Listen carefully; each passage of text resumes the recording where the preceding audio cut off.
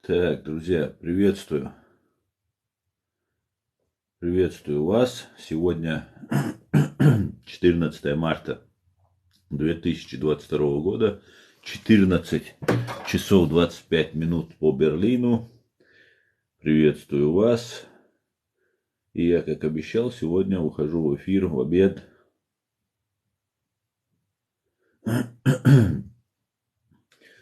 Вот такие вот дела. Так, кто-то там зашел.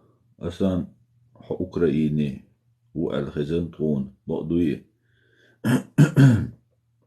С какой целью интересуешься? Так. Друзья, пока собираемся, хочу рассказать, что сегодня нанесен удар снова по Киеву. Есть как минимум один человек погибший. Фашисты лютуют, ничего не могут сделать. Террорист Путин согласился на переговоры с Зеленским, но нет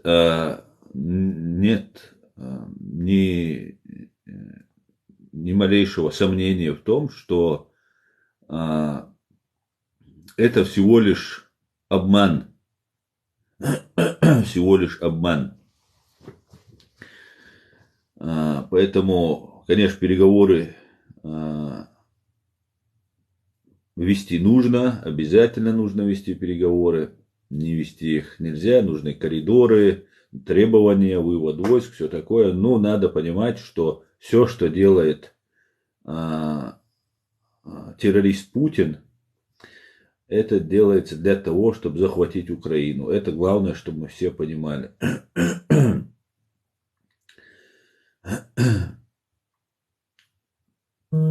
Это мы должны все понимать. Так, мне разные эти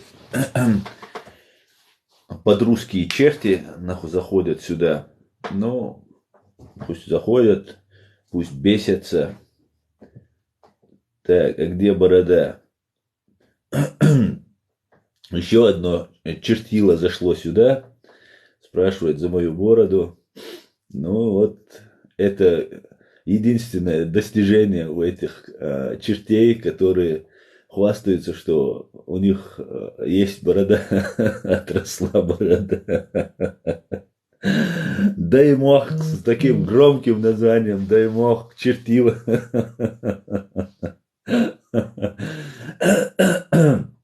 Ну что поделаешь, чертила. Иди, покажу я тебе, где борода. Приходи ко мне, я тебе покажу. Так что вот такие вот дела. Не обращайте внимания на разных провокаторов, которые из бороды сделали фетиш.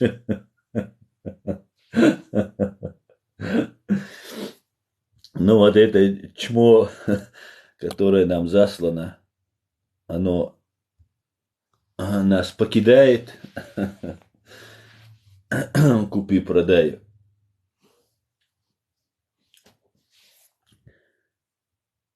Купи-продай нас покидает. Так, подтвердить. Так. Да, давно в Германии. В Германии уже я давно. Ахмед Слива, чуа, да. Нисбоа, ничау. По полной, он идет. Otsa nájócum, mit cserélgetés vagy, nacho, omjuk, teljesen jitszon. Ja, Allah dél, so, sereng véle, so, ist nájócum, sű, vagy nyuk, a gatsa gus, és jűjtsa hús. Ona, nočim dérjetszer, so, noči jelári, noči is dalári, Jums, die Lili, dat is reis, en jochka, en otsel, nach jócum, schiller, dat is dochkom, maar dochkom doe je. نوچي يات رزقي نوچي موت آمن نو يقايسن تاكوت ماشي خوچو يخن خوچو تاتسوم شي ازيش خوچو язеш масанашей долугдеш. Слава Украине, дякую за подтримку Украину. Героям слава. Слава. Ассаламу алейкум. Ва алейкум ассалам. Машвоэль.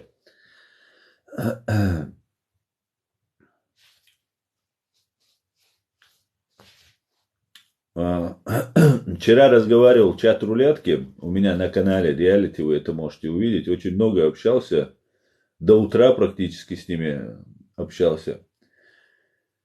Я вам скажу, украинцы, вы их очень сильно обидели. Бедолаги, они такие расстроенные все. Грустные.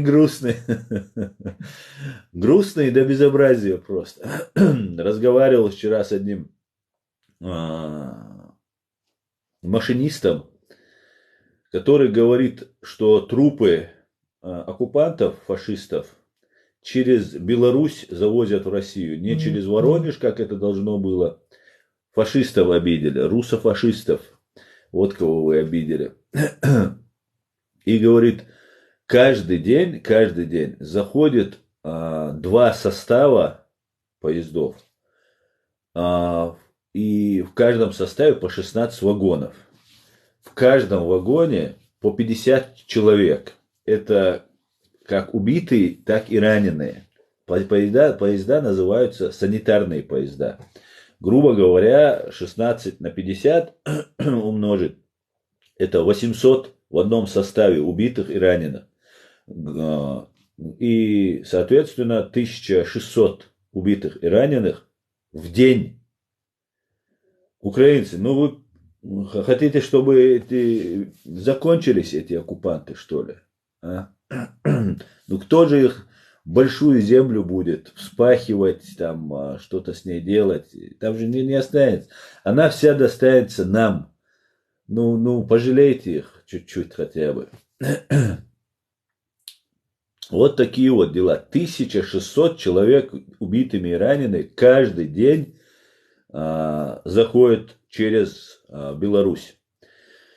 Соответственно, он говорит, ну, по крайней мере, дней 10, говорит, последние дней 10, вот эти составы заходят. Это, грубо говоря, 16 тысяч убитых и раненых. Ну, это, конечно, приблизительная цифра. Зеленский озвучил 13 тысяч вчера.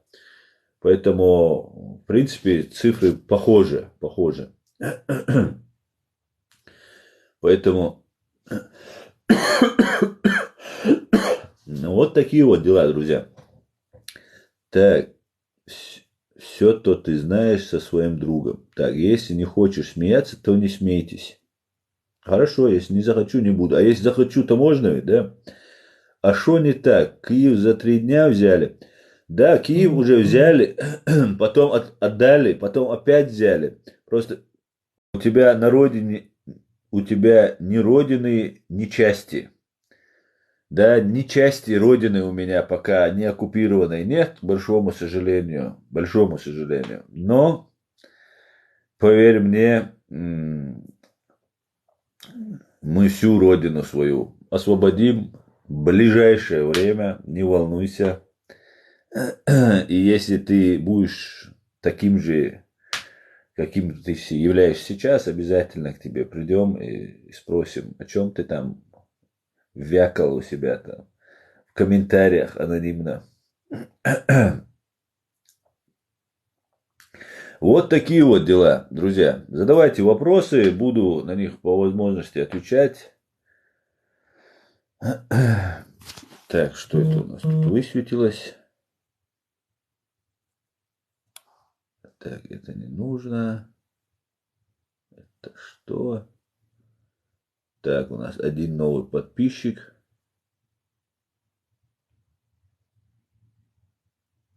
Послушайте свой голос. Давайте проэкспериментируем. Что значит послушайте свой голос? Как это? Так, подождите.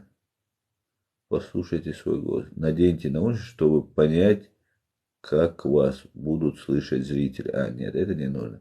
Описание трансляции. Ох ты, ну можно же описание указывать. Показывать заставку трансляции.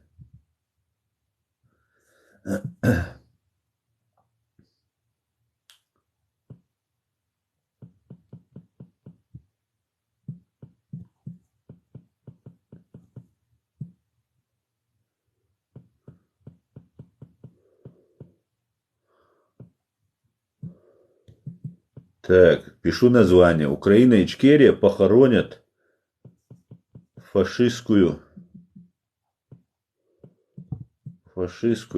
на Россиюшку. Ну, Россию напишу просто. Описание все есть. Отлично. Показывать заставку трансляции. Так.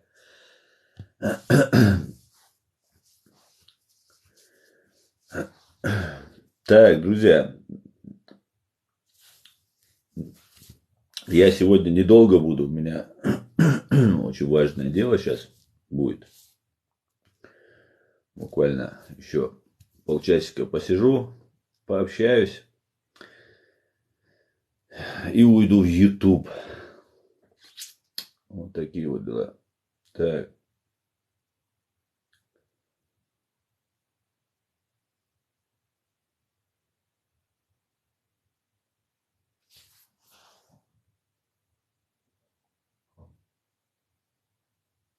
Что плохо, здесь ники не видно, так как с моим зрением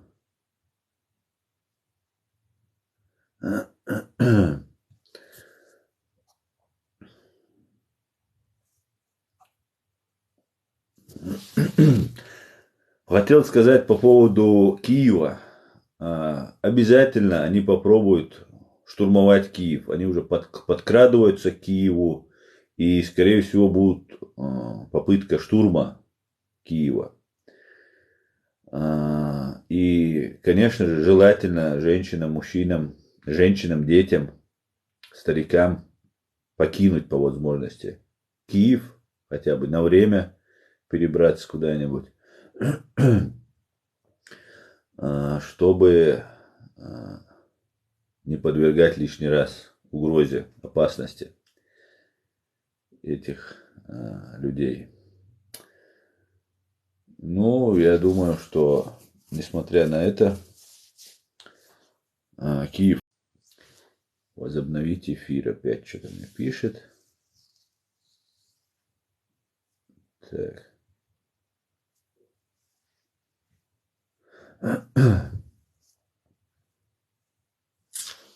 Список чего это тут? Список. Изменить список желаний. Так, это уберем.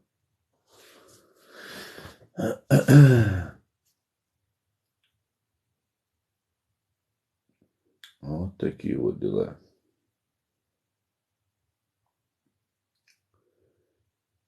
Связь нестабильно пишет, да?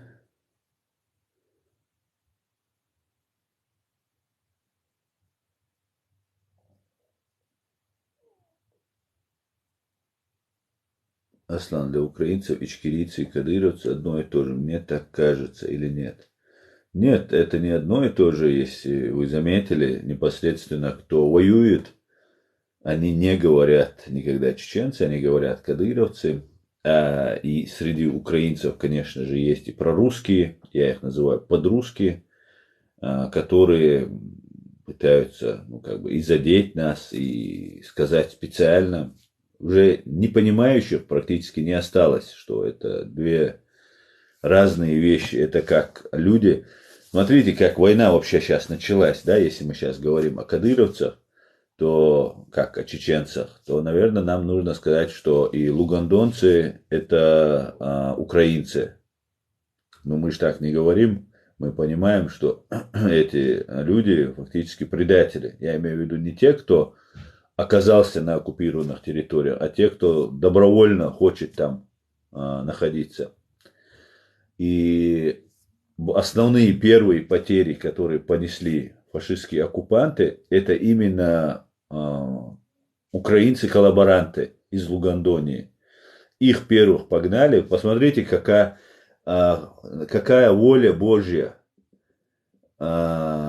Они 8 лет они предали свою страну, перешли на сторону врага, только лишь из-за похлебки, что вот получше похлебка будет с Россией. Они так рассчитывали. Крым ведь тоже, я разговаривал с крымчанами, ну, читал, смотрел, и в чат рулетки тоже разговаривал. У меня даже видео одно есть с крымчанином, я там разговариваю по чат рулетке, через чат рулетку, или в чат рулетке, ну, не важно. И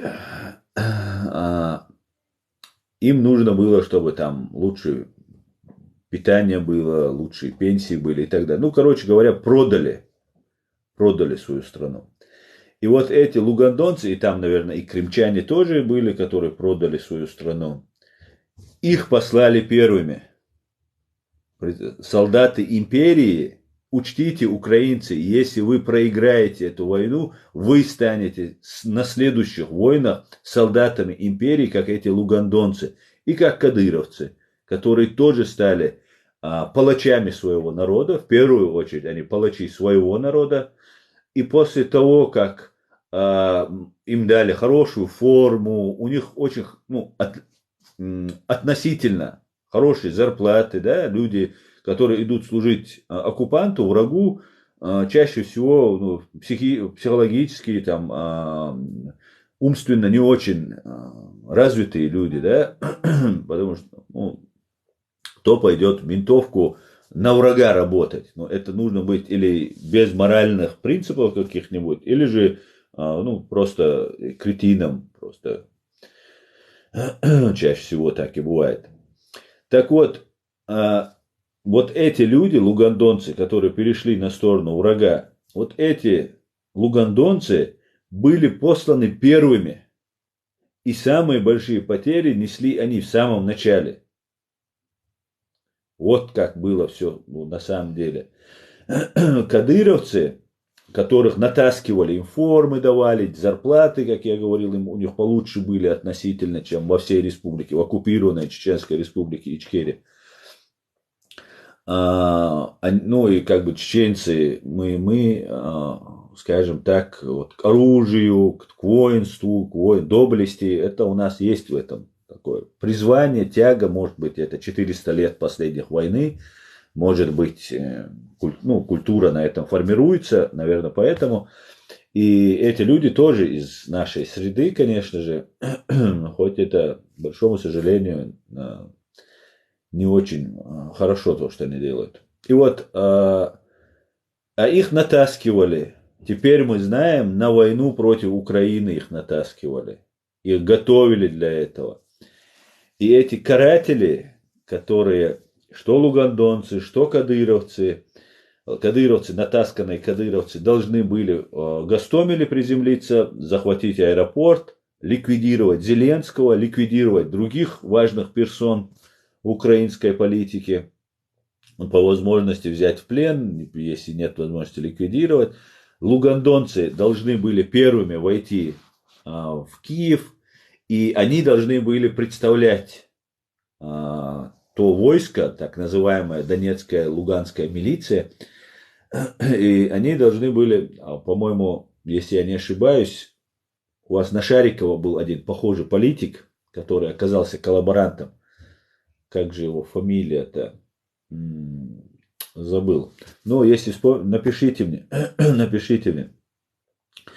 И вот эти люди должны были представлять, что одна часть Украины, которая не захотела быть в составе Украины после того, как Янукович, хапуга, ворюга, преступник просто, я даже не знаю, как его выбрали.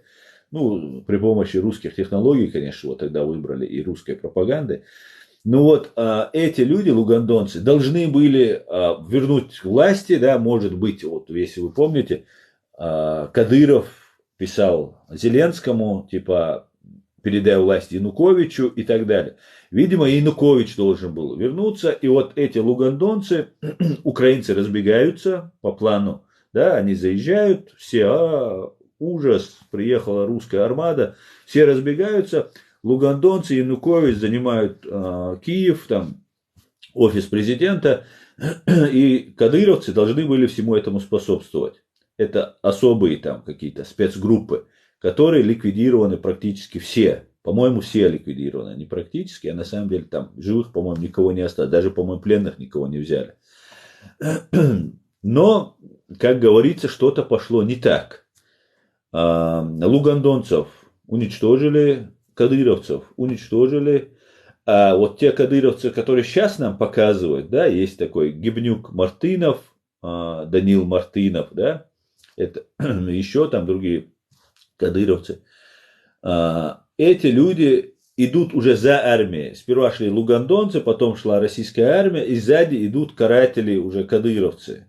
Это ОМОН, там Собор Терек или ОМОН Терек, я не помню, Ахмат какие-то там у них свои названия, они их меняют, кстати говоря, полк имени Ахмада Кадырова, второй полк имени Ахмада Кадырова, это все банды ФСБ, я этим делом занимался, это второй полк имени Ахмада Кадырова, который расположен в Старопробословском районе города Джахара, бывшего Грозного. В 2017 году на территории этого полка было казнено одновременно 13 молодых чеченцев, которых эти ублюдки задержали и казнили. Все это делалось под руководством, под контролем УФСБ по Чеченской Республике, банды УФСБ по Чеченской Республике, Игоря Хвостикова.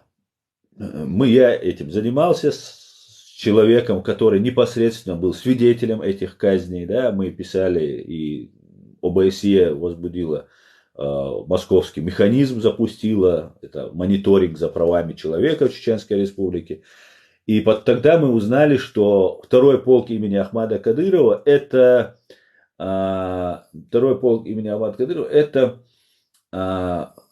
армия ФСБ. И никак Ахмад Кадыров, вот это все название, это все туфта. Ахмад Кадыров, Рамзан Кадыров, это туфта. На самом деле это все банды ФСБ. Банды ФСБ.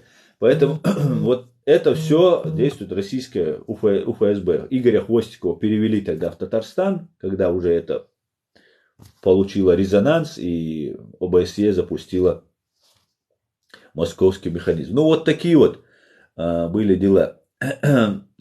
Поэтому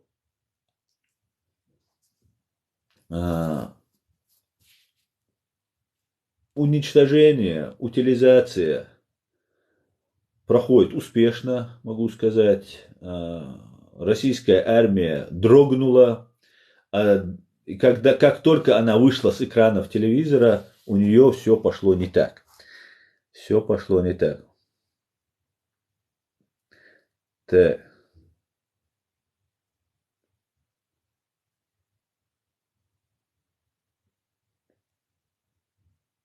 Жди, скоро придут за тобой. Да я жду уже сколько, вот я сейчас комментарий ваш почитаю.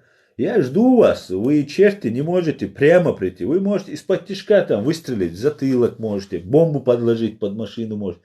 А прийти вот сказать, давай я с тобой разберусь, у вас духа не хватает, понимаете?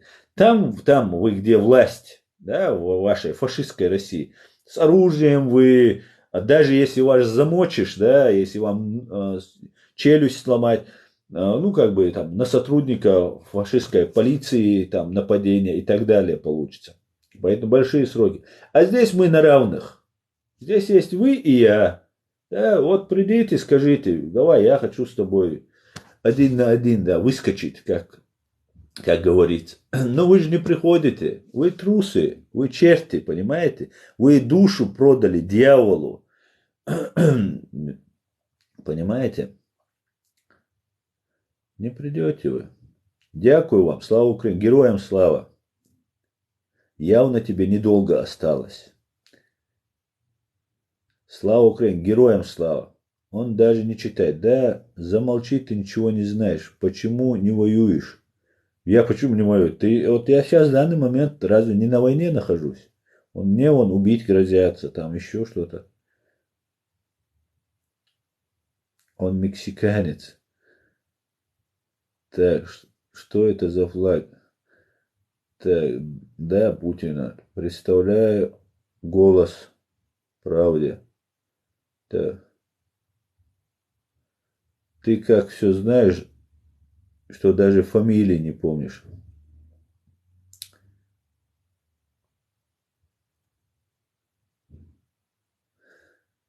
А Шамиля кто готовил? И Салмана Радуева. И готовил, что в Кизляре роддом захватывают. Ну, знаешь что? В Кизляре не было там никакого роддома. Единственное, знаешь, что было? В Буденновске Басаев с ранеными бойцами отступал и зашел в больницу. А вы, ублюдки, бомбили наши роддома, наши школы. Вы убили 42 тысячи детей. Вы ублюдки, понимаешь? Ты лично ублюдок. Потому что вы этим еще гордитесь. Сейчас вы разбомбили роддом в Мариуполе.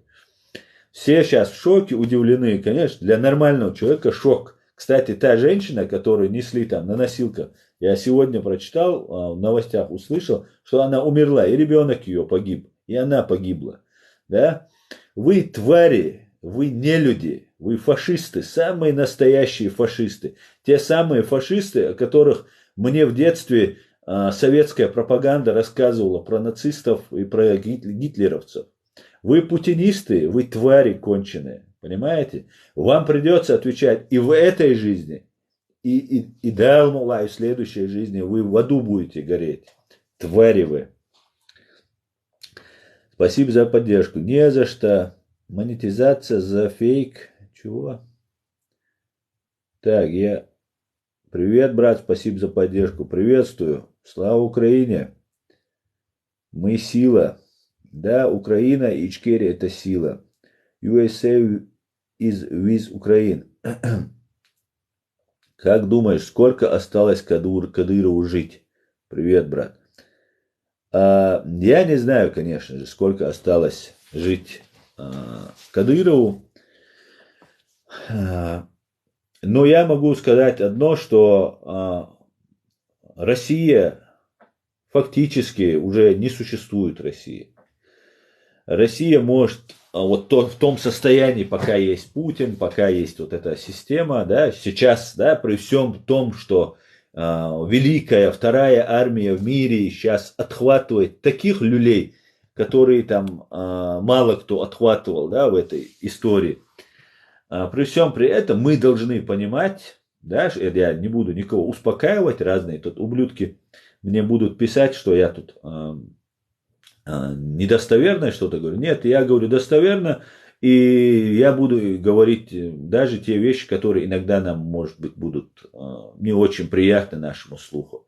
Мы должны понимать, что эта Россия сейчас находится вокруг Киева, что и ее ублюдочные войска находятся на территории Украины. И наша Чеченская республика Ичкерия этой ублюдочной страной оккупирована, временно оккупирована. Поэтому мы должны понимать, что, конечно же, сейчас у нее положение даже лучше, чем у нас. Это факт. Но есть такое дело, как тенденция, да, развития идет в деградации, да, деградации в этом направлении. А у нас идет все по нарастающей, по улучшающей, да, как и должно это было быть. Сегодня поражение, которое получает фашистская Россия на территории Украины, это то поражение, которое она не сможет пережить. Это может, после того, как это поражение будет нанесено, оно наносится, и нужно вывести все войска с территории Украины, это и Крым, и Луганск, и Донецк, конечно же, она не сможет пережить, не сможет этот режим пережить. И нам рассказывают, что только Путин виноват и так далее. Неправда. Не только Путин виноват. Не говоря уже о какой-то надутом каком-то пузыре вроде Кадырова. Нет.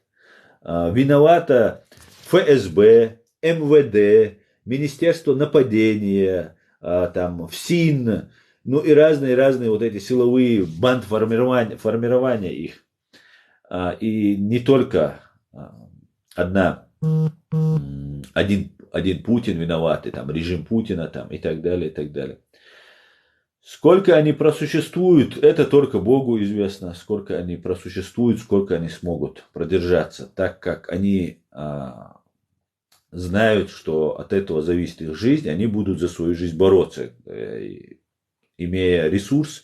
Этот ресурс весь они бросят в огонь войны, чтобы выжить. По факту 70-летняя тварь Путин продлевает свои жизни, дни свои продлевает фактически, да, бросая в огонь русских, в том числе парней, в огонь войны. Ну, если русских это устраивает, пожалуйста, пускай. Нас просто это не устраивает. Да? Русским, если нравится, если они мазохисты, если они получают от этого удовольствие, что их там уничтожают, ну, пожалуйста. Это их право просто. Мы украинцы, мы чеченцы, грузины, мы не должны же быть такими же мазохисты, как эти дураки. Вот такие вот дела. Поэтому я вам скажу одно. Джохар Дудаев, все, что говорил Джохар Дудаев, человек очень острого, интеллектуального, светлого ума человек, очень посвященный в разные вот эти все, особенно в военном искусстве, как генерал военный, в военном деле. Он сказал, что война, которая была начата в 1994 году, она заряжена на 50 лет. 50 лет. С тех пор прошло 27 лет. И, вероятно, это развал Рашки и полная ее утилизация может продлиться еще 23 года. Ну, не больше. Но мы надеемся, я надеюсь, что хотя бы в этом Джохар, в остальном во всем он не ошибался, хотя бы в этом он так условно сказал, что не 50 лет это будет. Я бы хотел, чтобы это было 30 лет.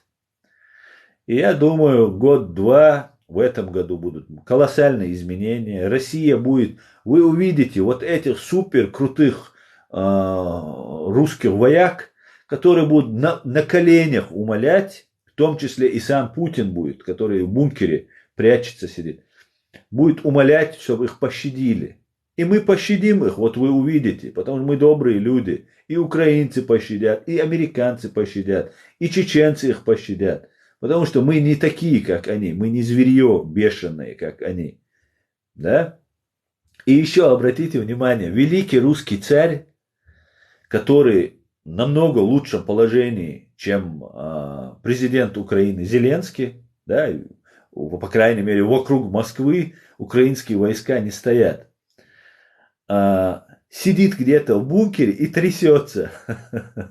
А комик, с которого все смеялись и говорят, да это кто такой комик, актеришка какой-то, сидит у себя в Киеве и в ус не дует, и еще троллит этого ублюдка путинского, пододвигая микрофон. Вот такие вот дела. Вот просто оцените комика украинского и супер гибнюка 22 года у власти, фашиста российского. И все. И больше вам ничего не нужно. Для понимания картины, кто с кем имеет дело. Да? Вот такие вот дела. Поэтому, друзья, не знаю, сколько это продлится. Я знаю, что вот это зло в лице фашистской России, вот этого КГБ, ФСБ, нужно наказать. И если мы его не накажем, то оно будет разрастаться. Это как раковая опухоль, которую нужно изолировать, локализовать и уничтожить. Воспитывать их, делать из них людей. Никому в этом мире не хочется. Понимаете, за 70 лет советской власти они из людей сделали скотов, советских людей. Советский человек – это скот, без каких-либо моральных, нравственных границ. Это реально скот. Это хуже, чем во время крепостного права они там жили. Понимаете, чтобы из крепостного человека сделать советского человека, Им нужно было убить миллионы людей. Это не проходит бесследно. Ведь те, кто убили, они все, этот мир покинули. И чаще всего их дети, как враги, дети врагов народа, тоже подвергались репрессиям и так далее. Оставались в живых те, кто подлизывался, скрывал свое внутреннее, очень сильно боялся, пугался, не сопротивлялся, покорялся. То есть из рабов, крепостных рабов, делали советских людей. И из чеченцев делали, из украинцев делали, из кого только они могли, они из всех пытались сделать. Но и да, часть удалось сделать, и из нас, к сожалению, большому. Но большая часть, масса, вот от этих репрессий страдали и русские тоже, которые большая часть и стала теми советикусами, да, советскими людьми.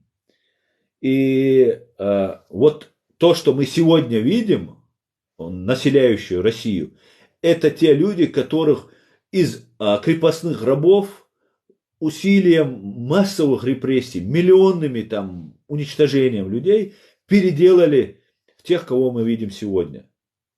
Это еще ниже ступень, чем крепостные рабы. Добровольные рабы, да, без цепей, добровольно, не имеющие никакой собственности, не имеющие никаких своего я, атомизированное, ничтожное общество. Вот что превратилось. И опять же, мне сейчас скажут, вот ты там русофоб, там, ты там плохой, там, не любишь русский. Нет, это не в этом дело. Я очень хорошо отношусь к русским. У меня есть друзья русские. Но факт остается фактом. Как я говорю про кадыровцев, мы их из чеченцев исключили. Как русские, как украинцы исключили из себя лугандонцев. Они их не называют украинцами, а их называют лугандонцами. Мы называем своих лугандонцев кадыровцами.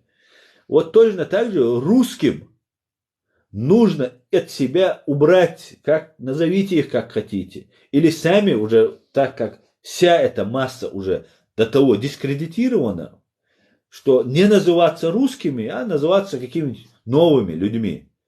И откажитесь. Появись это движение, да, русские, ведь вас сейчас заново начнут уничтожать, репрессировать и так далее. Это все неизбежно, как только вы в Украине потерпите поражение, а вы его несомненно потерпите, потому что Украина сегодня поддерживается всем миром, сражается, и они имеют мотивацию, дух, историю воинства. Да, украинцы воины всегда были. И в таком случае репрессии будут уже у вас там, понимаете? А сейчас Путин будет пытаться разговаривать, там, о чем-то договариваться, в том числе убить попробует Зеленского, потому что ему нужно, ну это такой у них, такая психология, такое понятие у них, да, что вот они также нашего президента Дудаева убили, что типа вот я его убил, все, его уже, типа я победитель. Это вот такая психология советских вот этих ублюдков, которые есть. Ну вот такая вот беда у Украины. Так, давайте почитаю ваши комментарии, а то я уже заговорился. Джахар Дудаев сказал, когда взойдет, он сказал, украинское солнце, упадет российская звезда. Не совсем так, мисс. Он сказал, когда зайдет солнце свободы, солнце свободы зайдет со стороны Украины, он сказал. И мы в это верим. Мы в это верим. Так. Страна рабов, немытая рабсия, Лермонтов. Да, страна рабов, страна господ. История воинства, а не воины в Европе флагом махать. Ну, знаешь, я тебе скажу, воины, не воины, пинков вам сейчас надавали таких, мало не покажется. Привет с Израиля, слава Украине. Героям слава. Приветствую, Израиль. Так, Дудаев, герой, слава Украине. Героям слава. Джахар Дудаев сказал, так, это я уже читал. Привет, сказочник. Привет, сказочник. Так, славянин с английского переводится как рабство. Ну, это я не знаю. Американцы хорошие. Хорошая, американцы хорошие. Нету теперь Украины. Мечтай. Спасибо за понимание. Слава Украине. Героям слава. Давай читаю. Все, кроме ту. Так. Пукин, сатана, Кирилл, всемир церквями мира предан анафеме. Он продал душу дьяволу. Что-то незаметно, что незаметно. Да, уже Украина сражается. Абсолютно точно. Так, слава Украине, героям, слава, салам алейкум, салам маршал, душ, ветер, ва алейкум ассалам. Кто ты кто умный такой? Орти Аслан из Тейпа Нашо. Привет из Лондона за Россию. Ого, привет, фашист. Украиной торгуют. Читай честно комменты. Читаю сказки. Так, Джахар Дудаев мужчина. Так. А кто герой Украины? Герой Украины вы пока, может, не видите, но ваши танкисты очень хорошо видели. Вчера было, но это чисто такой чеченский вариант операции был. Едет колонна, танки, БМП, БТРы, по-моему, длинная колонна. Ну вот, чтобы не соврать, 20-30, может, техники, может, даже больше. 4 человека начинают по ним, один с гранатомета стреляет, и вот эта вся колонна, как только у них попадает, вся ломанулась в другую сторону. И 4 украинца, может, чеченца, неважно, все мы сегодня украинцы, начинают херачить колонну. Вот героев видят они. Но, большому уж сожалению, они видят их в последний момент своей жизни. Поэтому пока вам их еще нельзя видеть, этих героев Украины. Так, привет из Курдистана. Привет, Курдистан. Слава Украине в составе фашистской России. Кто-то написал. Бред вообще. Так, Ахмад Могила тут пишет. Грозно 95. Так, пощадили ли вы Кадырова? В смысле, я пощадил. Не понял вопроса. Сам где родился? Родился в городе Герою Грозном. Господин Дудаев опередил время, слишком рано родился. Нет, он в свое время родился. Так, Ахмад Могила тут один тоже пишет. Я, когда вы будете писать Сила, всегда буду читать Могила. Так что можете лишний раз своего Ахмада не дискредитировать. Аслан, ассалам алейкум. Сун, подписаться. Нужно было переговорить с тобой. Так, пиши, у меня есть e-mail, туда напиши мне. Ва алейкум салам. Между прочим, салам ацаицер. Американцы чем лучше, скажи. Американцы самые крутые. Вот они всем лучше. Чем лучше кого? Чем лучше фашистской России. Тут вообще это займет еще, у меня времени просто нет перечислять. Ты откуда? О чем стрим? О великой победе великой Украины над фашистской Россией стрим. И Ичкерии. Так, о нацик.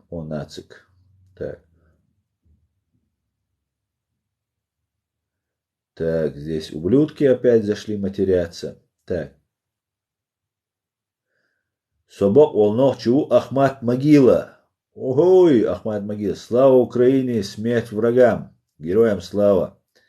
Украина заново возродится, уже возрождается. Любая страна, украинцы, как бы не было тяжело, как бы не было жаль тех потерь, которые несет сейчас украинское государство, украинское общество, ни одной нации, ни одного государства нет без героев, которые пожертвовали своими жизнями. К большому сожалению, так устроен человечество, так устроен мир. И сегодня пишется новая история великой Украины и ее великих сынов и дочерей. Слава Украине! Украина завода. Почему правду никто не говорит? 1/3 уже захвачена, а люди думают, что все хорошо. Никто не говорит, что все хорошо. Не захвачены города, и еще не было контрнаступления, которое я не сомневаюсь, что будет. Рабам не объясняйте, они только палку и конфетку понимают. Да, это так. Я тута, а ты где? И я тута. В чем сила? В правде сила. Аслан, скоро Ичкерия будет свободной. Нисколько в этом не сомневаюсь. Давно об этом говорю, пишу. Так, привет из Австрии, Украина. Украина. Из Казахстана. Слава Украине в составе России. Так, фашистская Россия хочешь, да? Голодание вам зачем так? А чего подразумевают под великим? Националистов? Нет. Почему националистов? Нет. Храни тебя Аллах, брат. Спасибо, брат. Чё на родине не живешь? Да вот ублюдки приехали, оккупировали страну. Пока готовимся деоккупировать нашу страну от разных ублюдков из фашистской России. Аслан, ты смелый чеченец? Есть маленько. Так, продал ее кое-кто. Да, продал. Они стреляют по мирным, потому что не могут взять город. Да, именно так. Вначале, когда они рассчитывали, что они просто нахрапом заедут, все разбегутся, все умрут от испуга, увидев вот этих клоунов. Ой. Но это понты. Российское телевидение, вот если бы украинские танки заехали бы сейчас в Москву, вот именно тогда они все разбежались бы. Я вот вам клянусь. Не было бы никакого сопротивления, они просто сдались бы. Вот они также думают, что другие такие же, как они. Они же по себе, да, судят. Но, увы и ах. Увы и ах. Так, рабы всегда будут кланяться своему мучителю. Такова доля. Да, бедолаги, очень жалко. Так, Аслан, от казахов респект. Салам, Казахстан. Респект и вам тоже. Чего говоришь на русском? Говори на своем. Да, меня же украинцы не понимают. Меня не и другие люди, которые не говорят на фашистском языке, которые не знают чеченский язык и говорят только на фашистском языке. Вот они могут не понять. Поэтому мне приходится, ну и, конечно же, для русских, что вы знали, как мы к вам относимся. Ну, я к фашистам обращаюсь. Нормальные русские – это нормальные русские. Обращаюсь, чтобы фашисты знали, насколько вы фигня из-под ногтей.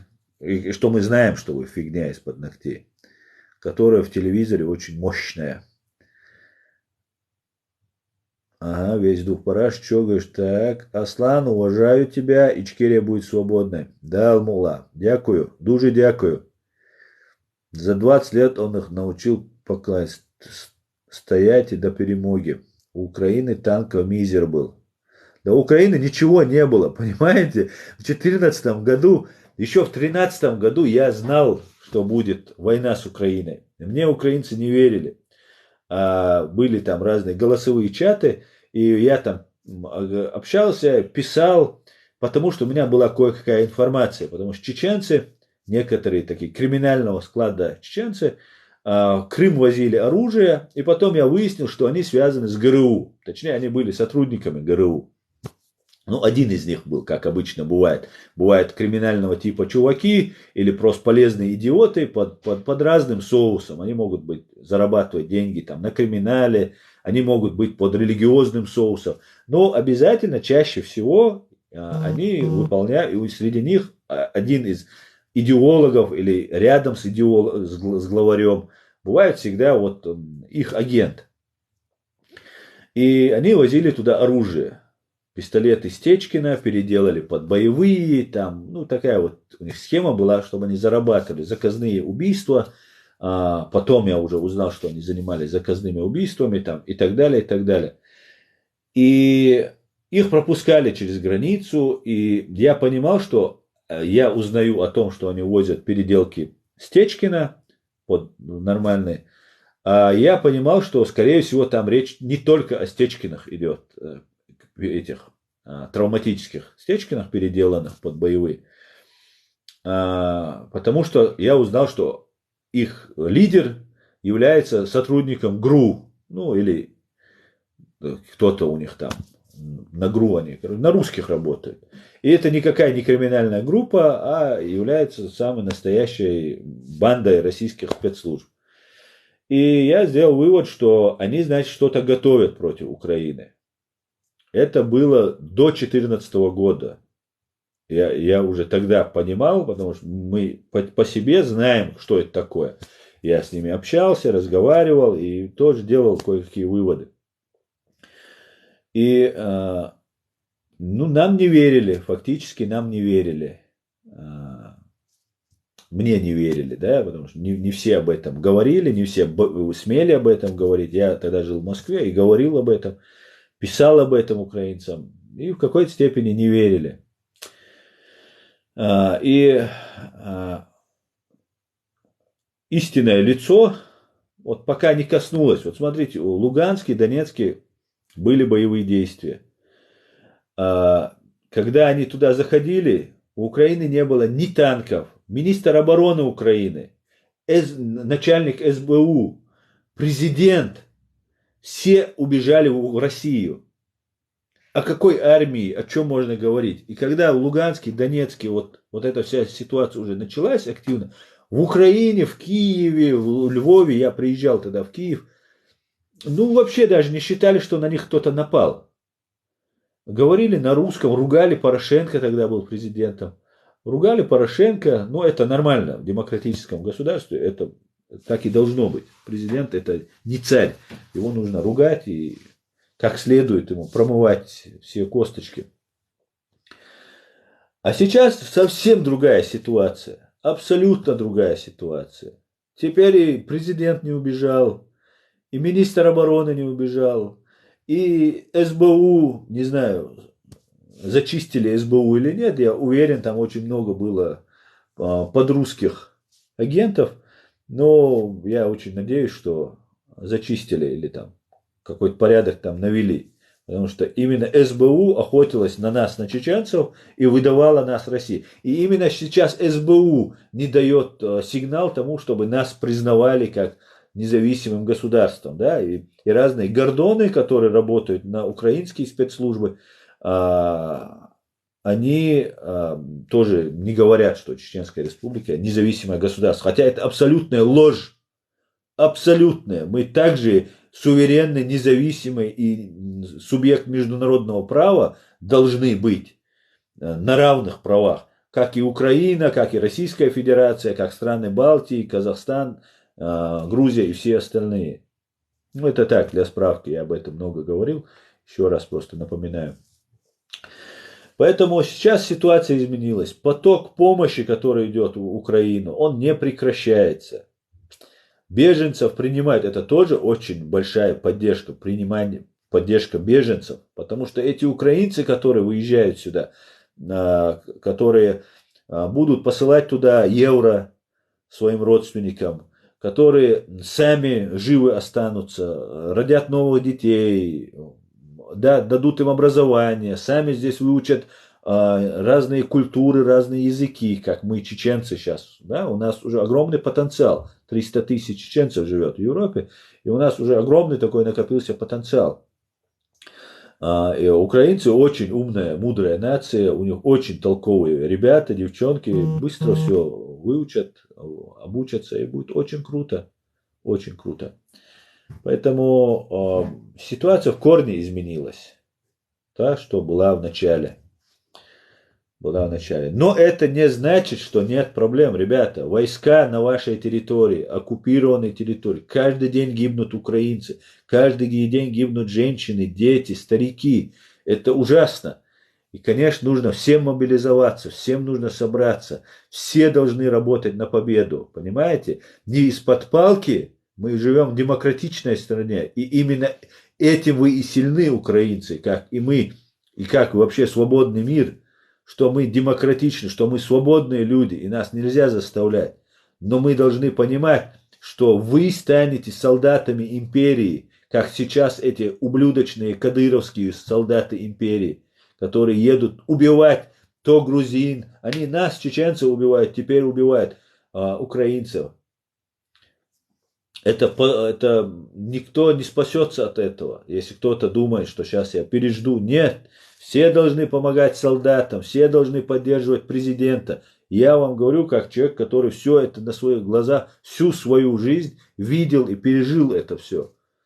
Должны поддерживать президента, выявлять предателей, подонков, ублюдков, вести информационную, просветительскую работу, везде на всех языках, на всех платформах.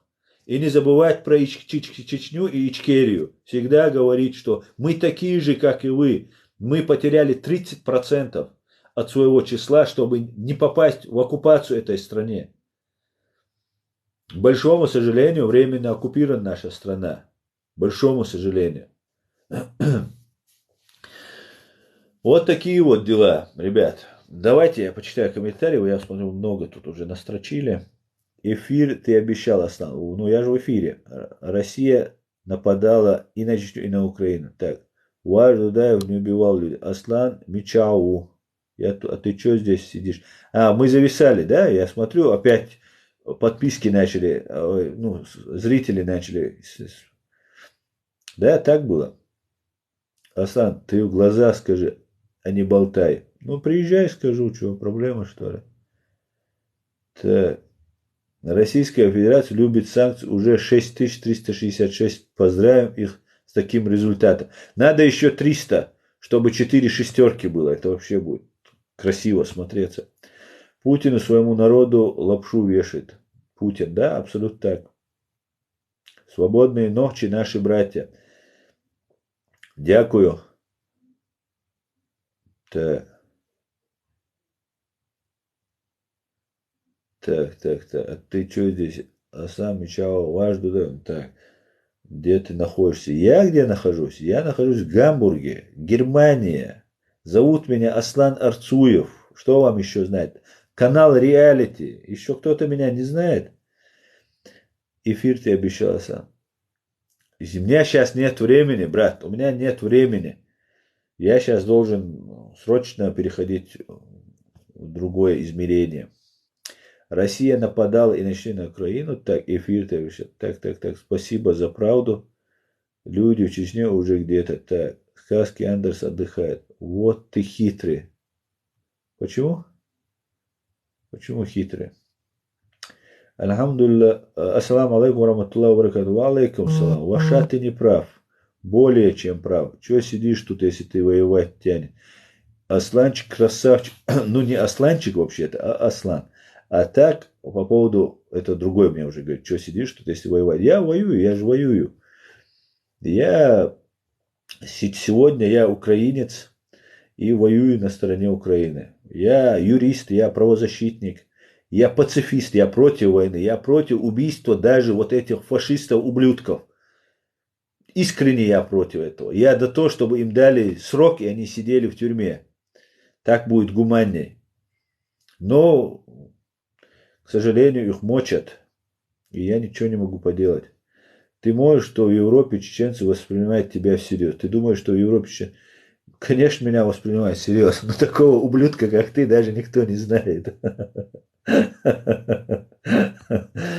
Почему кадыровцы разбомбили мечеть в Украине? Потому что они ублюдки. Так, кадыровцы всех перебьют в Украине. Воспринимаем, если необходимо.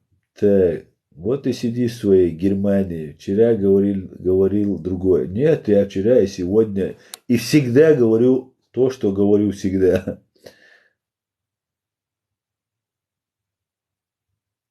Так, красавчик. Ты казахов знаешь? Да, конечно. Так, тебе деньги платят? Нет, не платят мне деньги. Так. Ахмад Могила. Я в Европе и я уважаю Аслана. Дуже дякую, брат. Деврейс Лулон. Кадыровец разгромили под Киевом. Аслан, Украина их породила, и она их отпевать будет. Иншаллах. Я мусульманин, когда Порошенко высвободил вашу церковь, Я целиком и полностью поддерживал вашу украинскую православную церковь. Здесь в Гамбурге мы собирались с украинцами все в церкви, ну, вокруг церкви, там устраивали там акции поддержки. Очень поддерживаем. Нет никаких проблем. Есть проблемы религиозных, национальных, никаких проблем нет. Есть проблема в фашистской России и их ублюдостании, их орках. Их нужно изолировать, от них нужно избавиться. Вчера кричал убивать. Не кричал я убивать никого. О чем ты говоришь? А сам Украина их породила. Вот настоящий чеченец, берегите Аллах. Дуже дякую, брат. Говори, говори. А сегодня уже нет, не убивать.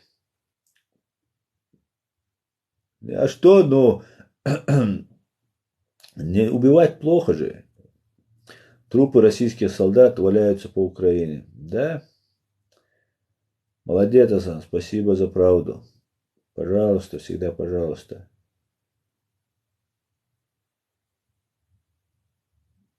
Так, у нас 15 километров от города, уже третий день русофашисты пытаются прорваться. А где это? Какой город у вас? Рамзан с тебя спросит. Это я спрошу. С Рамзана и с вашего ублюдка Путина. Я спрошу. А Рамзан это не мой уровень. Это человек, которым занимаются его уровня люди. Я буду с вашего Путина спрашивать. Ублюдочного.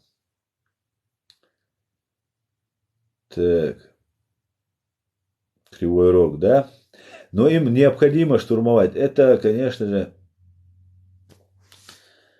это, конечно же, затянется. Это все будет Украина, да, Алмула и Ичкерия. Не волнуйтесь, все будет хорошо. Прощения скоро просить будешь. Да, как вы мечтали. Чабан Рамзанка. Да Чабан нормальная профессия для него.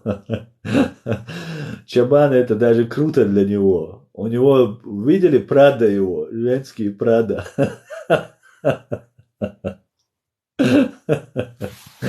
Бедолага, женские Прада одел. На Яду Адюцерк, а это не мне. Так, посмотри на себя, прежде чем кого-то обсуждать. Я себя вижу, ты не поверишь, но я как раз вижу себя. Спасибо тебе, брат, за правду. Не за что, всегда пожалуйста. Так, слава Украине, слава Ичке. Героям слава. Да, дьявол носит Прада, да, да. Прада, да. Прада, Прада. Смеется тот, кто смеется последним. Ой, Прада. Иншаллах, все будет хорошо. Иншаллах, все. Да, Алмула, все будет хорошо. Друзья, я на этом наш стрим закончу. У меня реально, я опаздываю. Мне нужно очень важные сейчас дела поделать. У меня будет тоже запись. Кстати, на канале Реалити я выложил вчерашнее свое общение с вот этим русским с Питера, который рассказывает про 1600 убитых. Завтра еще 2 видео выйдет с чат-рулетки. И, конечно, эти видео я тоже буду заливать к себе туда на YouTube. Всего самого хорошего. Друзья, держитесь. Все будет Ичкерия и Украина. Всего самого хорошего. Слава Украине. Героям слава. Всего самого хорошего. Пока, друзья. Так, что мне вот тут пишете? Не оторваться. Так, все, я пошел. Пока. Ассаламу алейкум, алейкум маш